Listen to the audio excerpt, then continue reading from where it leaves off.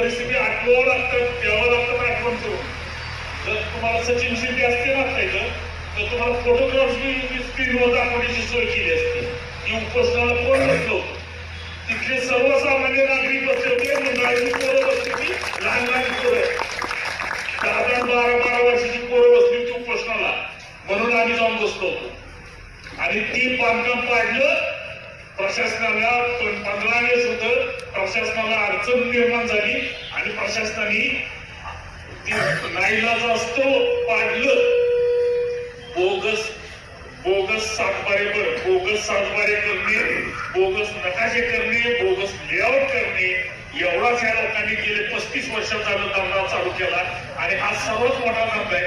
पैसे खायला तर आहेत ना छोटे मोठे नगरसेवक, पैसे खायला छोटे मोठे नगरसेवक, चढायला कुणालाही